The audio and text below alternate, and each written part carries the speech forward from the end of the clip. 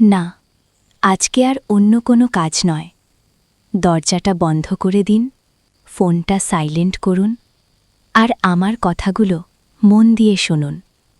কারণ এই কথাগুলো এমন এক সময়ের, যা আমার জীবনের সবচেয়ে বড় গোপন আর কঠিন অধ্যায়।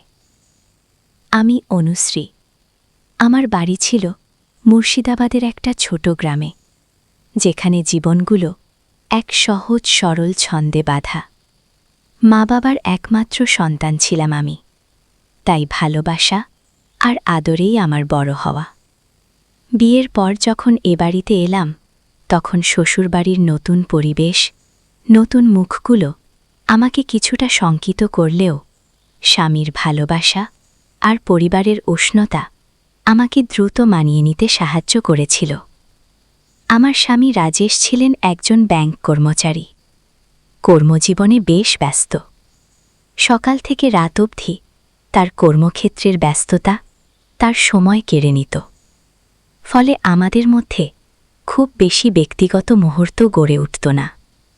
এই একাকিত্ব, এই শূন্যতা আমি হয়তো নিজেও বুঝতে পারিনি কতটা গ্রাস করছিল আমাকে। আমি বরাবরই একটু স্বাস্থ্যবতী মেয়ে ছিলাম, যাকে লোকে ভরপুর বলে। শাড়ি পরলে আমার সডল কোমর আর ভারী নিতম্বের গঠন বেশ স্পষ্ট বোঝা যেত। আমি সবসময় শাড়ি পরা পছন্দ করতাম, তাতে নিজেকে আরও আত্মবিশ্বাসী মনে হতো। বিশেষ করে যখন হালকা রঙের সুতির শাড়ি পরতাম, তা আমার শরীরের ভাঁজগুলোকে আরও স্পষ্ট করে তুলত। আমার লম্বা চুলগুলো হয়তো আমার সৌন্দর্যকে আরও বাড়িয়ে দিত। আমি সেগুলোকে সাধারণত আলকা করে ছেড়ে রাখতাম, নয়তো একটা সাধারণ বিনুনি করে রাখতাম।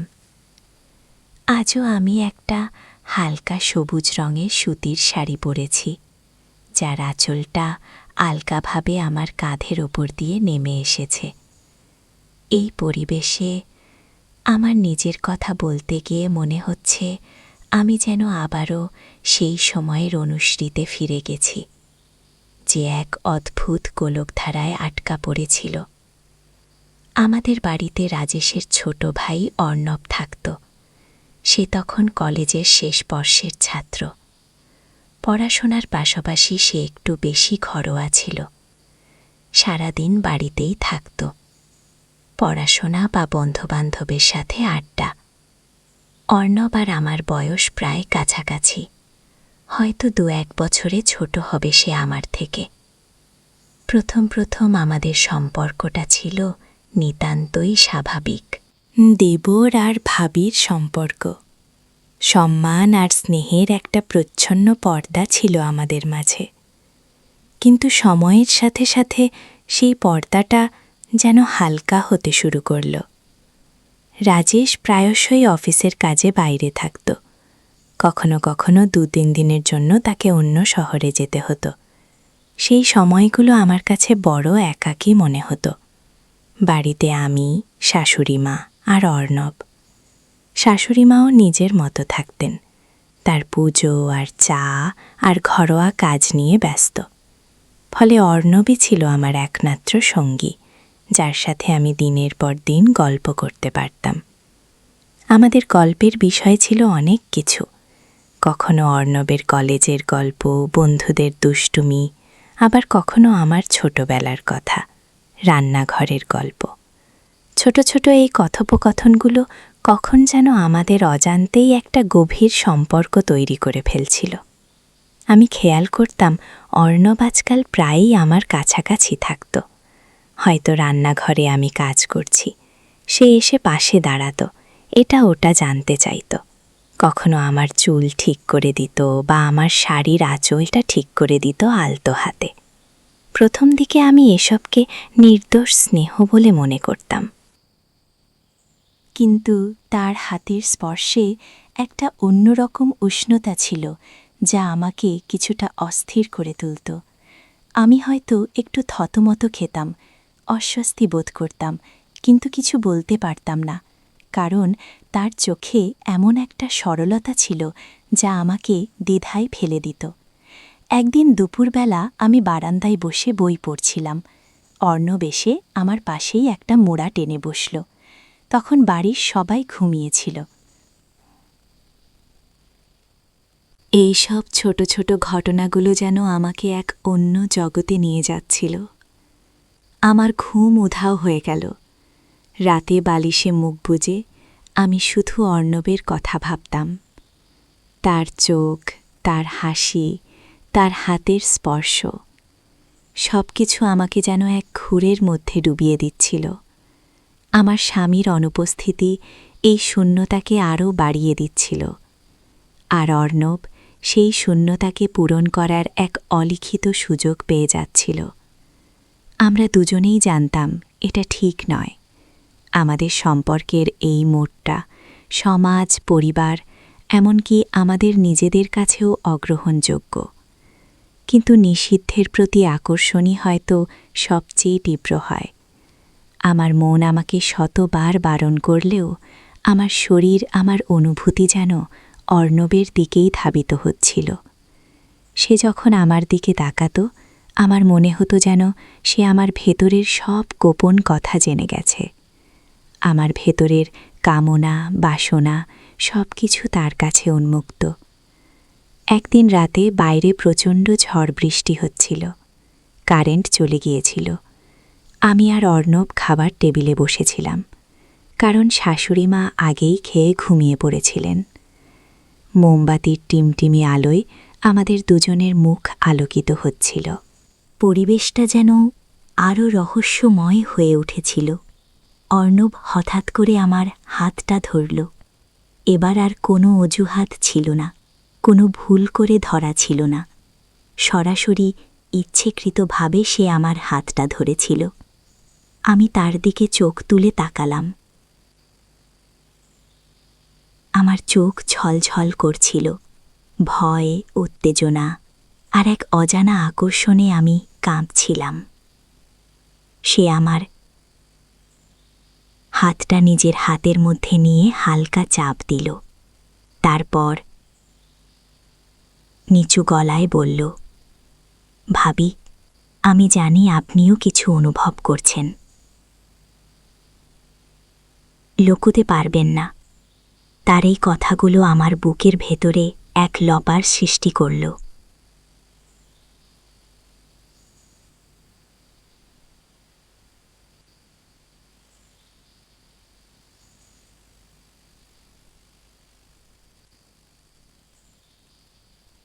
তার উপস্থিতি আমার দৈনন্দিন জীবনকে অন্য এক রঙে রাঙিয়ে তুলল। আমরা দুজনেই যেন এক গোপন খেলার অংশ হয়ে উঠলাম, যেখানে প্রতিটি পদক্ষেপ ছিল হিসেবি, প্রতিটি মুহূর্ত ছিল লোকানো। আমি রান্নাঘরে কাজ করছি, হঠাৎ সে পিছন থেকে এসে আমার কোমর জড়িয়ে ধরত। তার উষ্ণ নিঃশ্বাস আমার ঘাড়ের ওপর পড়ত, আর আমি ভয়ে, উত্তেজনায় কাঁপতে শুরু করতাম। আমি বলতাম, ছাড় অর্ণব, কেউ দেখে ফেলবে। কিন্তু আমার গলা দিয়ে কোনো দৃঢ়তা আসত না, বরং আমার কণ্ঠস্বরটা কেমন যেন মৃদু আর অনুগত শোনাত। সে আমার কানে কানে ফিসফিস করে বলত, কেউ দেখবে না, আমি তো শুধু আপনাকে ছুঁতে চাই ভাবি। তার এই কথাগুলো আমার দুর্বলতাকে আরও বাড়িয়ে দিত। আমি তার দিকে ঘুরে দাঁড়াতাম। আমার আঁচল কখন যেন খসে পড়ত, আর আমি তার বাহুডরে বন্দী হতাম। সেই মুহূর্তগুলো ছিল নিষিদ্ধ আনন্দের, তীব্র অনুভূতির। মনে হতো এই মুহূর্তের জন্য আমি সব কিছু ভুলে যেতে পারি। আমাদের সম্পর্কটা যেন এক বিষাক্ত লতার মতো ছড়িয়ে পড়ছিল আমার জীবনের প্রতিটি কোণায়। আমার মন জানত এটা পাপ, এটা অন্যায়। কিন্তু শরীরের আকর্ষণে, মনের দুর্বলতায় আমি অর্ণবের কাছ থেকে দূরে থাকতে পারছিলাম না। সে আমার ভেতরের সবটুকু দুর্বলতা চিনত। জানত কিভাবে আমাকে কাছে টানতে হয়।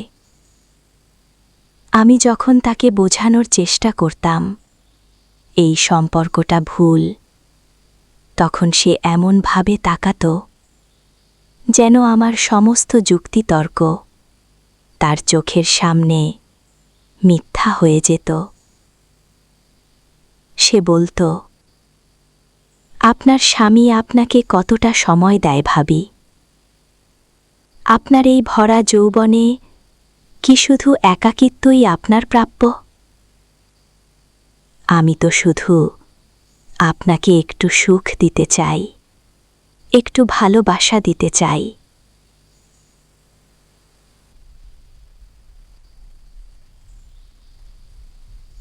অর্ণবের ঘরে অথবা কখনো ছাদের ওপরের চিলে কোঠায়, যেখানে কেউ সহজে যেত না, সেই জায়গাগুলো আমাদের গোপন ভালোবাসার সাক্ষী হয়ে উঠত। আমরা হয়তো শুধু হাত ধরে বসে থাকতাম, অথবা একে অপরের চোখের দিকে তাকিয়ে থাকতাম দীর্ঘক্ষণ। তার উষ্ণ হাতের ছোঁয়ায় আমার সমস্ত শরীর জুড়ে যেন আগুন জ্বলে উঠত। সে যখন আমার খোলা চুলে বেরোত, আমি তো শুধু আপনাকে একটু সুখ দিতে চাই, একটু ভালোবাসা দিতে চাই। তার এই কথাগুলো আমার মনের গভীরে আঘাত করত। আমি জানতাম সে যা বলছে তা হয়তো সম্পূর্ণ মিথ্যা নয়। রাজেশের অনুপস্থিতি আমার জীবনে যে শূন্যতা তৈরি করেছিল, অর্ণব যেন সেই শূন্যতার প্রতিটি অণু পূরণ করতে চেয়েছিল। আর আমি সেই শূন্যতার মাঝে দাঁড়িয়ে অর্ণবের দেওয়া ভালোবাসার উষ্ণতা থেকে নিজেকে সরিয়ে নিতে পারছিলাম না। আমাদের অভিসারগুলো আরও নিবিড় হতে শুরু করল। বাড়ির সবাই যখন দুপুরের ঘুমে আচ্ছন্ন থাকত, অথবা রাতে যখন সবাই ঘুমিয়ে পড়ত, তখন আমাদের গোপন সাক্ষাতের পালা শুরু হতো। অর্ণবের ঘরে অথবা কখনো ছাদের ওপরের চিলে কোঠায়, যেখানে কেউ সহজে যেত না। সেই জায়গাগুলো আমাদের গোপন ভালোবাসার সাক্ষী হয়ে উঠত। আমরা হয়তো শুধু হাত ধরে বসে থাকতাম, অথবা একে অপরের চোখের দিকে তাকিয়ে থাকতাম দীর্ঘক্ষণ। তার উষ্ণ হাতের ছোঁয়ায় আমার সমস্ত শরীর জুড়ে যেন আগুন জ্বলে উঠত। সে যখন আমার খোলা চুলে বিলি কেটে দিত, আমার মনে হতো যেন আমি এক অন্য জগতে ভেসে যাচ্ছি। সে আমার কপালে গালে আলতো করে চুমু খেত। সেই স্পর্শগুলো আমাকে আরও পাগল করে দিত। আমি জানতাম এটা চরম ভুল, কিন্তু সেই মুহূর্তে ভুল ঠিক বিচার করার মতো শক্তি আমার ছিল না। আমার শরীর, আমার মন যেন অর্ণবের কাছে সম্পূর্ণ আত্মসমর্পণ করেছিল। সে আমার আঁচলকে টেনে নিজের কাছে আনত। আমি নিজেকে তার কাছে উজাড় করে দিতাম। তার প্রতিটি স্পর্শ, প্রতিটি চাহনি আমার ভেতরে এক অন্য রকম অনুভূতি জাগিয়ে তুলত। আমি জানতাম এই আকর্ষণটা একসময় আমাকে ধ্বংস করে দেবে, কিন্তু তখন আমি সেই বিধ্বংসী আকর্ষণেই নিজেকে সঁপে দিয়েছিলাম।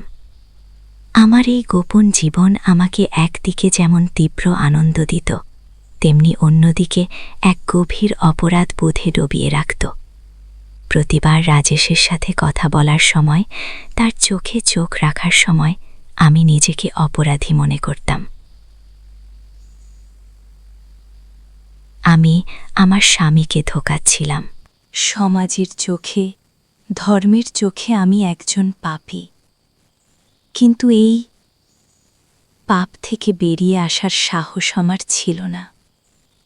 অর্ণব আমাকে এমন এক জালে জড়িয়ে ফেলেছিল, যেখান থেকে বেরোনো অসম্ভব মনে হতো। সে যখন আমার দিকে গভীর দৃষ্টিতে তাকাত, যখন আমার কাছে এসে ফিস ফিস করে বলতো, আপনি আমার, শুধু আমার, ভাবি, তখন আমার ভেতরের সব প্রতিরোধ ভেঙে যেত। আমার মনে হতো সে আমাকে খুব ভালোভাবে বোঝে, যা হয়তো আমার স্বামীও বোঝে না। একবার রাতের বেলা অর্ণব আমার ঘরে এসেছিল। সবাই তখন গভীর ঘুমে আচ্ছন্ন। তার মুখে এক অদ্ভুত দুষ্টু হাসি ছিল। সে এসে আমার পাশে বসল আর ফিসফিস করে বলল, ভাবি, আপনি আজ এত সুন্দর দেখাচ্ছে যে আমি নিজেকে আটকাতে পারছি না। আমি তখনও বিছানায় শুয়েছিলাম। তার কথা শুনে আমার বুকটা থকু করে উঠল। আমি নিজেকে সামলে নিয়ে বললাম, অর্ণব, তুমি চলে যাও, কেউ দেখে ফেলবে। কিন্তু আমার গলার স্বর দুর্বল ছিল। সে আমার হাতটা ধরে নিজের কাছে টেনে নিল। তার হাতের উষ্ণতা আমার সারা শরীরে ছড়িয়ে পড়ল। সে আমার কানের কাছে এসে বলল, আপনি এত ভয় পান কেন ভাবি? আমি তো শুধু আপনার কাছে একটু আশ্রয় চাই, একটু ভালোবাসা। এই কথাগুলো যেন আমার মনে এক গভীর দাগ কেটে গেল। আমার ভেতরের প্রতিরোধ ক্রমশ আলগা হয়ে আসছিল। আমি চোখ বন্ধ করে ফেললাম, আর সে আমার কপালে আলতো করে চুমু খেল। তার স্পর্শে আমার সারা শরীর শিহরিত হয়ে উঠল। সেই রাতে আমাদের মধ্যে এমন কিছু মুহূর্ত তৈরি হয়েছিল যা আমার জীবনে এক নতুন অধ্যায়ের সূচনা করেছিল। সেই মুহূর্তগুলো ছিল আবেগের চরম বিন্দু, যেখানে লজ্জার সব সীমা অতিক্রম হয়ে গিয়েছিল। আমি অর্ণবের কাছে সম্পূর্ণ আত্মসমর্পণ করেছিলাম, যদিও আমার মন জানত এই পথটা ভুল। এই ধরনের আবেগময় ইঙ্গিতপূর্ণ মুহূর্তে আমাদের দুজনের মধ্যে যেন এক অদৃশ্য বাঁধন তৈরি হয়েছিল, যা ভাঙা আমার পক্ষে ক্রমেই কঠিন হয়ে পড়ছিল। এই লুকানো আকর্ষণ আর গোপন সম্পর্কের জালে আমি প্রতি মুহূর্তে জড়িয়ে পড়ছিলাম। আমার শরীর, মন, আত্মা সবকিছুই যেন অর্ণবের কাছে বাধা পড়ে গিয়েছিল। আমি জানতাম এটা ভুল, কিন্তু সেই ভুলটাকেই তখন আমার একমাত্র সত্য মনে হচ্ছিল। তার সান্নিধ্য, তার স্পর্শ, তার উপস্থিতি আমার জীবনে এক নতুন মাত্রা যোগ করেছিল, যা আমি আগে কখনো অনুভব করিনি। এইটুকু ছিল আমার গোপন অনুভূতির প্রথম প্রকাশ। এই গল্প আপনার কেমন লাগছে জানাতে ভুলবেন না। আমার চ্যানেলটি সাবস্ক্রাইব করে পাশে থাকবেন। এমন আরও অনেক অজানা গল্প নিয়ে আমি আসব। দিনগুলো এভাবেই কাটছিল। অর্ণব আমার জীবনে এক অন্যরকম প্রভাব ফেলছিল। আমি নিজেকে আয়নায় দেখতাম আর ভাবতাম, এই আমি কি সেই আমি, যার ভেতরে এক নিষিদ্ধ প্রেম বাসা বেঁধেছে, যার সমাজ আর সংসারের সব নিয়মকে বুড়ো আঙুল দেখাচ্ছে? আমার চেহারায় যেন এক অদ্ভুত দীপ্তি আসছিল, যা হয়তো অনেকেই লক্ষ্য করত, কিন্তু কেউ এর কারণ বুঝতে পারত না। এই দীপ্তি ছিল আনন্দের, আবার ভয়েরও। ধরা পড়ার ভয়, সমাজের চোখে ছোট হয়ে যাওয়ার ভয়। একদিন দুপুরে রান্নাঘরে কাজ করছিলাম। অর্ণব হঠাৎ করেই আমার পেছনে এসে দাঁড়াল। আমি অনুভব করতে পারছিলাম তার শরীর থেকে আসা উষ্ণতা। সে আমার শাড়ির আঁচলটা আলতো করে সরিয়ে দিল আর আমার কোমরে তার হাতটা রাখল। আমি চমকে উঠলাম, কিন্তু কিছু বলতে পারছিলাম না। তার স্পর্শে এক অদ্ভুত শিহরণ আমার সারা শরীরে ছড়িয়ে পড়ছিল। সে ফিসফিস করে বলল, ভাবি, আপনার এই শরীরটা যেন আমাকে পাগল করে তোলে। আমি তার দিকে ঘুরলাম। আমার চোখ ছলছল করছিল। তার চোখে আমি এক গভীর কামনা দেখতে পাচ্ছিলাম, যা আমাকে ভীত এবং উত্তেজিত করে তুলছিল একই সাথে। আমি বললাম, অর্ণব, তুমি এসব কি করছো? কেউ দেখে ফেলবে। কিন্তু আমার গলায় কোনো জোর ছিল না। সে আমার মুখটা আলতো করে তার হাতের তালুতে নিল আর আমার কপালে চুমু খেল। সেই মুহূর্তে আমার মনে হলো যেন আমি এক অন্য জগতে চলে গেছি, যেখানে শুধু আমরা দুজন আছি। আমার সমস্ত প্রতিরোধ ভেঙে গিয়েছিল। আমাদের সম্পর্কটা যেন এক গভীর সমুদ্রে ডুব দিচ্ছিল, যেখানে ফিরে আসার কোনো পথ ছিল না। অর্ণব আমার মানসিক দুর্বলতাকে খুব ভালোভাবে ব্যবহার করত। সে জানত কিভাবে আমাকে তার কাছে টেনে রাখতে হয়। যখনই আমি একটু দূরত্ব তৈরি করার চেষ্টা করতাম, তখনই সে এমন কিছু বলতো বা করত যা আমাকে আবারও তার কাছে ফিরিয়ে আনত। একবার আমি তাকে বলেছিলাম, অর্ণব, আমরা যা করছি তা ঠিক নয়। আমাকে আমার পথ খুঁজে নিতে দাও। সে আমার হাতটা ধরে তার বুকের উপর রেখেছিল আর বলেছিল, আপনার পথ আমিই ভাবি। আপনি আমাকে ছেড়ে যেতে পারবেন না। আমি আপনাকে খুব ভালোবাসি। আপনিও আমাকে ভালোবাসেন, তাই না? তারই কথাগুলো আমার মনে এক গভীর যন্ত্রণা তৈরি করেছিল। আমি জানতাম আমি তাকে ভালোবাসি, কিন্তু এই ভালোবাসা ছিল নিষিদ্ধ, পাপপূর্ণ। তবু তার এই কথাগুলো আমাকে এক অদ্ভুত আশ্রয় দিত, যেখানে আমি নিজেকে নিরাপদ মনে করতাম, যদিও সেই নিরাপত্তা ছিল ক্ষণস্থায়ী এবং মিথ্যা। কখনো কখনো আমার মনে হতো অর্ণব হয়তো আমার এই দুর্বলতার সুযোগ নিচ্ছে। সে জানত যে আমি স্বামী দ্বারা অবহেলিত, একাকিত্বে ভুগছি। এই সুযোগেই সে আমার জীবনে প্রবেশ করেছিল আর আমাকে তার মোহে আটকে ফেলেছিল। আমি চাইলেও তার থেকে দূরে থাকতে পারছিলাম না। তার প্রতিটি স্পর্শ, প্রতিটি কথা আমাকে যেন আরও গভীরে টেনে নিয়ে যেত। মনে হতো সে আমার শরীরের প্রতিটি ভাঁজ, মনের প্রতিটি কোণ সম্পর্কে ওয়াকিবহাল। একদিন রাতে রাজেশ ফিরে এলো অফিস থেকে। সে আসার পর আমি অর্ণবের সাথে আগের মতো কথা বলতে পারছিলাম না। আমাদের দেখা সাক্ষাৎও কমে গিয়েছিল। আমার মনটা কেমন যেন অস্থির হয়ে উঠছিল। অর্ণবও বেশ চুপচাপ থাকত। আমি যখন রান্নাঘরে কাজ করছিলাম, সে এসে এক গ্লাস জল চাইল। জল দেওয়ার সময় তার হাতটা আমার হাতের সাথে লেগে গেল। সেই সামান্য স্পর্শেই আমি কেঁপে উঠলাম। সে আমার দিকে তাকিয়ে একটা চাপা হাসি হাসল, যেন সে বোঝাতে চাইল, আমি জানি তোমার মনে কি চলছে।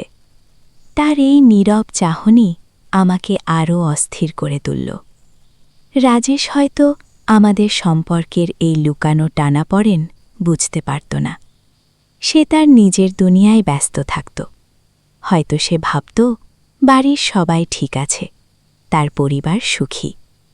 কিন্তু সে জানত না তার অনুপস্থিতি আমার জীবনে যে শূন্যতা তৈরি করেছিল, সেই শূন্যতা কিভাবে এক নিষিদ্ধ সম্পর্ককে আমন্ত্রণ জানিয়েছিল।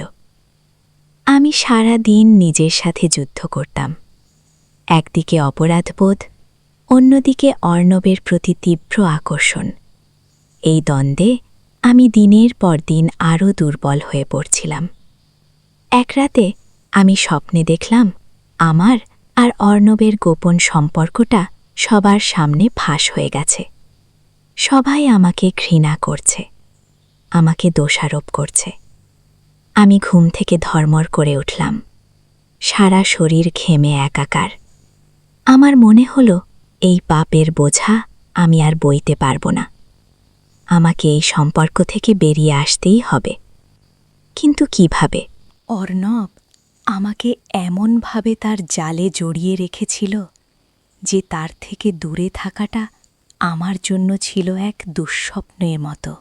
পরের দিন দুপুরে অর্ণব আমার কাছে এলো, যখন আমরা দুজনেই বাড়িতে একা ছিলাম। সে আমার দিকে এগিয়ে এসে আমার হাতটা ধরল। আমি তার চোখে তাকিয়ে দেখলাম, তার চোখও কেমন যেন বিষণ্ণ। আমি বললাম, অর্ণব, আমাকে ছেড়ে দাও, আমি আর পারছি না। আমার গলায় কান্না আটকে ছিল। সে আমার দিকে তাকিয়ে কিছুক্ষণ চুপ করে রইল।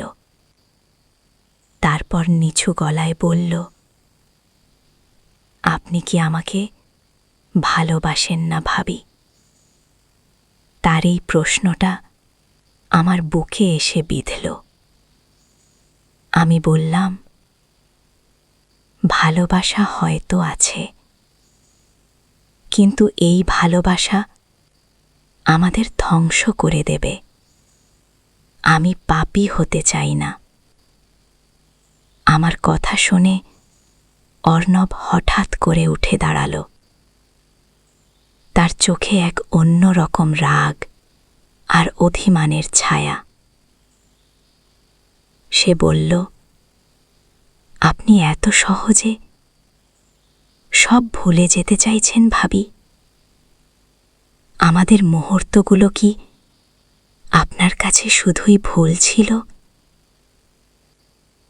মনে রাখবেন, এই ভুলটা শুধু আমার একা ছিল না।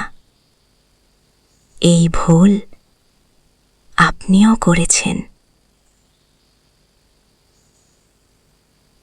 তার এই কথাগুলো আমার মনে এক তীব্র আঘাত করল। মনে হলো সে আমাকে এক ধরনের আবেগপ্রবণ ব্ল্যাকমেইল করছে। সে যেন বোঝাতে চাইছিল, যদি আমি এই সম্পর্ক থেকে বেরিয়ে আসতে চাই, তাহলে এই গোপন কথাগুলো ফাঁস হয়ে যেতে পারে, আর তার ফল আমাকেই ভোগ করতে হবে। আমি ভয়ে কাঁপতে শুরু করলাম। অর্ণব জানত আমার সবচেয়ে বড় দুর্বলতা হল সামাজিক সম্মান হারানোর ভয়। সেই মুহূর্তে আমার কাছে দুটো পথ খোলা ছিল। হয় এই পাপের বোঝা বয়ে নিয়ে যাওয়া, অথবা সব ঝুঁকি নিয়ে এই সম্পর্ক থেকে বেরিয়ে আসা। আমি নিজেকে প্রশ্ন করলাম, আমি কি সত্যি সারা জীবন এই ভয়, এই অপরাধ বোধ নিয়ে বাঁচতে পারব? আমার বিবেক আমাকে উত্তর দিল, না, আমি আর পারছি না। আমার জীবনটা এমন এক অন্ধকারে ডুবে গিয়েছিল যেখানে কোনো আলোর রেখা ছিল না। আমি কঠিন সিদ্ধান্ত নিলাম। সেদিন রাতে আমি রাজেশের সাথে কথা বললাম। আমি তাকে সরাসরি সব বলতে পারলাম না, কারণ তাতে আমার সংসারটা ভেঙে যেত আর আমি সমাজের চোখে খারাপ হয়ে যেতাম।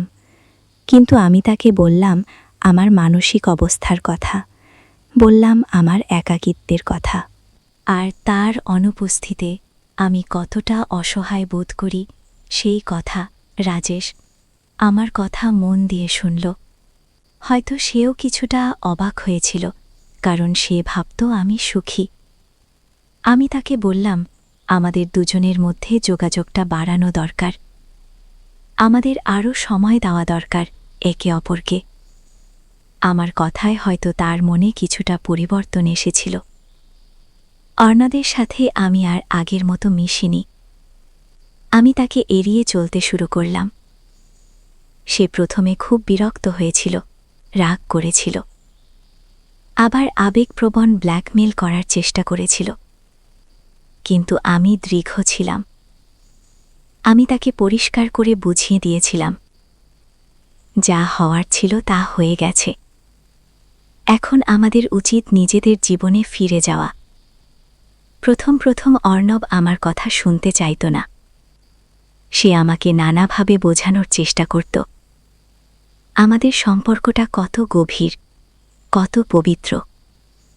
কিন্তু আমি জানতাম এই পবিত্রতার পেছনে লুকিয়ে আছে এক বিষাক্ত ছোবল। আমি তাকে স্পষ্ট ভাষায় বললাম, অর্ণব, যদি তুমি আমাদের এই গোপন সম্পর্কটা ফাঁস করে দাও, তাহলে আমি সবার সামনে তোমার আসল চেহারাটা প্রকাশ করে দেব। আমি বলবো তুমি কিভাবে আমার মানসিক দুর্বলতার সুযোগ নিয়েছিলে। বিশ্বাস করো, আমি আমার সংসার বাঁচানোর জন্য যে কোনো কিছু করতে পারি। আমার এই কথাগুলো শুনে অর্ণব ভয় পেয়েছিল। সে হয়তো বুঝতেই পারেনি যে আমি এতটা দৃঢ় হতে পারি। ধীরে ধীরে অর্ণবও কিছুটা দূরে সরে গেল। হয়তো সে বুঝতে পারছিল যে আমাকে আর তার চালে আটকে রাখা সম্ভব নয়। সে তার পড়াশোনা নিয়ে আরও ব্যস্ত হয়ে পড়ল। আর কিছুদিনের মধ্যেই সে অন্য শহরে চলে গেল তার উচ্চ শিক্ষার জন্য।